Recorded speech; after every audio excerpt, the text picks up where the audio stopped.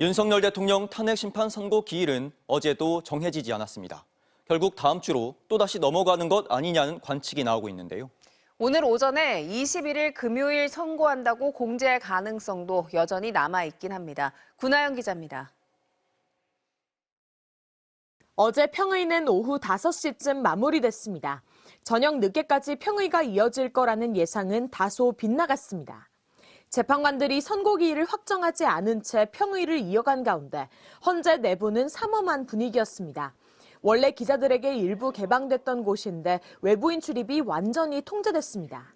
공무원증을 지참한 헌재 연구관이나 직원만 출입할 수 있도록 보안이 강화돼 있었습니다. 헌재는 소속 공무원이 각 층을 이동할 때마다 공무원증을 인식시키도록 조치했습니다. 누가 언제 그 층을 드나들었는지까지 모든 기록을 남기는 등 철통 보안에 심혈을 기울이는 모습입니다. 선고 기일이 언제 통지될지는 미지수입니다. 이번 주 후반쯤 선고를 하려면 늦어도 어제 기일 통지가 돼야 한다는 관측이 많았습니다. 다만 선고 2, 3일 전 기일을 통지한다는 게 헌재 법으로 정해진 건 아닙니다. 탄핵 선고를 공지한 이후의 혼란을 방지하기 위해 선고 하루 전 기일을 공지할 가능성은 여전히 남아있는 겁니다. 국회 측 역시 21일 금요일 선고 공지가 오늘 오전에도 올 수 있다고 보고 있습니다. 재판관 평의를 거쳐 선고 기일을 확정하면 선고 기일 통지서는 전자송달로 양측 대리인단에 전달됩니다. 헌재 측은 송달 전 양측 대리인단에 전화를 해 미리 알리는 과정을 거칩니다. 이 때문에 국회 측과 윤 대통령 측 모두 대표 1명씩이 헌재 전화를 기다리는 상황입니다. 국회 측은 선고일에 대리인단 전원이 출석하겠다고 밝힌 가운데 윤 대통령이 직접 출석할 것인지 윤 대통령 측은 아직 밝히지 않고 있습니다. MBC 뉴스 구나연입니다. 윤 대통령이 체포됐을 때 김건희 여사가 경호처 직원들에게 질책성 발언을 했다는 정황이 경찰 조사에서 확인됐습니다. 총을 가지고 다니면 뭐하냐, 그런 거 막으라고 가지고 다니는 건데라고 말했다는 건데 이 소식은 윤상문 기자가 취재했습니다. 지난 1월 15일 탄핵 소추 이후 줄곧 관저에 머물고 있던 윤석열 대통령이 체포됐습니다. 혐의는 내란 우두머리, 12.3 비상계엄 43일 만이었습니다. 공수처와 경찰 공조수사본부가 두 번째 시도 만에 체포영장 집행에 성공한 겁니다. 윤 대통령 체포 이후 김건희 여사는 관저 안에 머물며 두문불출한 것으로 알려졌습니다. 그런데 윤 대통령 체포 이후 경호처 직원이 김 여사로부터 총 갖고 다니면 뭐하냐, 그런 거 막으라고 가지고 다니는 건데라는 취지의 말을 들은 것으로 경찰은 파악했습니다. 김 여사는 그러면서 이재명 더불어민주당 대표도 언급했다고 합니다. 김 여사가 내 마음 같아서는 지금 이재명 대표를 쏘고 나도 죽고 싶다는 취지로 한 말을 같은 경호처 직원이 들었다는 겁니다. 김 여사의 이 같은 말을 들은 경호처 직원은 상부에 내용을 보고한 것으로 파악됐습니다. 대통령 경호처 수뇌부에 윤 대통령 체포영장 집행 방해 혐의를 수사하는 경찰이 여러 차례 강제 수사 과정에서 김 여사의 발언 내용을 확인한 것으로 알려졌습니다.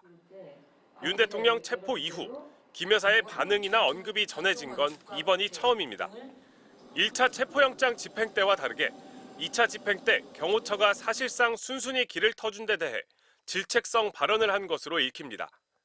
또 윤 대통령이 이번 비상계엄의 원인을 거대 야당으로 돌리고 있는 것처럼 김 여사도 이재명 대표에게 불만을 드러낸 것으로 볼 수 있습니다.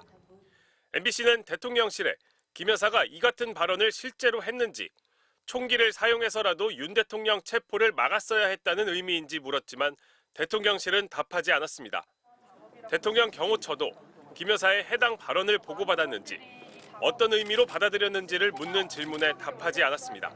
MBC 뉴스 윤상문입니다. 서울시가 강남 3구의 용산까지 모든 아파트를 토지거래 허가구역으로 지정하는 등 규제를 다시 강화했습니다. 토지거래 허가구역 해제 이후 강남권 일부 지역 아파트값이 급등하자 부랴부랴 내놓은 조치인데 서울시와 정부는 정책 실패를 인정하고 공식 사과했습니다. 박소희 기자입니다. 서울시가 강남과 서초, 송파, 용산구의 전체 아파트를 토지거래 허가구역으로 묶었습니다. 2,200여 단지, 40만 가구에 이릅니다. 그간 규제에서 제외돼 온 반포와 한남동의 아파트도 포함됩니다. 당장 이달 24일부터 체결되는 아파트 매매 계약에 적용됩니다. 규제 기한은 일단 6개월로 잡았습니다. 국가 경제와 국민 주거 안정에 큰 위협 요인이 될 것입니다. 이에 정부는 시장 안정화를 위한 선제적 대응이 시급하다는 판단을 내렸습니다. 토지거래 허가구역으로 지정되면 2년간 실거주가 의무화돼 전세를 끼고 주택을 매매하는 이른바 갭 투자가 불가능해집니다. 투기 수요 차단을 위해 구 단위 전체를 허가구역으로 지정하는 건 이번이 처음입니다. 갑작스런 규제 발표는 집값 폭등세가 심상치 않기 때문입니다. 지난달 서울시가 강남권 일부 지역을 토지거래 허가구역에서 해제한 뒤 강남 3구를 시작으로 집값이 급등했고 오름세는 서울 전 지역으로 확대됐습니다. 지난해 9월 이후 월 평균 3천 건에 그쳤던 서울 아파트 거래량도 지난달 5천 건을 훌쩍 넘었습니다. 한순간 올랐으니까 다들 놀라서 갑자기 그냥 한 2억 오른 거지. 오세훈 서울시장은 부동산 정책 실패를 인정하고 고개를 숙였습니다. 부동산 시장의 변동성이 커졌다는 지적을 겸허히 받아들입니다. 이로 인해서 심려를 끼쳐드린 점 시민 여러분들께 송구스럽게 생각합니다. 정부와 서울시는 합동 점검반을 꾸려 이상거래나 집값 담합을 조사하기로 했고 금융권에선 주택담보대출을 더 엄격히 관리하겠다고 밝혔습니다. 정부는 또 부동산 시장이 안정되지 않으면 토지거래 허가구역을 추가로 지정하고 조정 대상 지역이나 투기 과열지구로 묶는 방안도 검토하기로 했습니다. MBC 뉴스 박수희입니다. 미국 중앙은행 연방준비제도 이사회가 기준금리를 동결했습니다. 파월 연준 의장은 관세로 인한 경제 불확실성이 높다고 재차 지적했습니다. 뉴욕에서 나세웅 특파원입니다. 미국 연방준비제도 연준은 현지 시간 18일부터 이틀간 진행된 연방공개시장위원회에서 기준금리를 동결하기로 했습니다. 지난 1월에 이어 이번에도 기준금리는 기존 4.25에서 4.5% 수준을 유지하기로 한 겁니다. 연준은 경제 전반이 견고하다면서도 트럼프 정부 정책으로 불확실성이 높아졌다고 지적했습니다. While there have been recent developments in some of these areas, especially trade policy, uncertainty around the changes and their effects on the economic outlook is high. 연준은 올해 미국의 GDP 성장률 예측치를 작년 12월 기준 2.1%에서 1.7%로 낮췄고 인플레이션을 알 수 있는 개인 소비 지출 물가 PCE 상승률 예측치는 2.5%에서 2.7%로 올려 잡았습니다. 제롬 파월 연준 의장은 최근 상품 부분의 높은 인플레이션 전망은 일정 부분 관세 때문이라면서도 일시적인 현상일지 지켜봐야 한다고 말했습니다. 연준은 작년 12월과 마찬가지로 연말까지 두 차례 금리 인하가 있을 것임을 시사했는데 오는 5월 깜짝 인하가 있을 수 있냐는 질문에 파월 의장은 다시 한번 서두르지 않을 것이라고 답했습니다. 미국 경제가 침체할지에 대해선 여전히 가능성이 낮다고 봤습니다.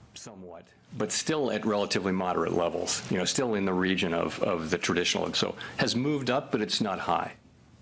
연준은 또 다음 달부터 양적 긴축의 속도를 더 늦추기로 했습니다. 이번 결정으로 한미 간 금리 차는 최대 1.75%포인트로 유지됐습니다. 뉴욕에서 MBC 뉴스 나세웅입니다.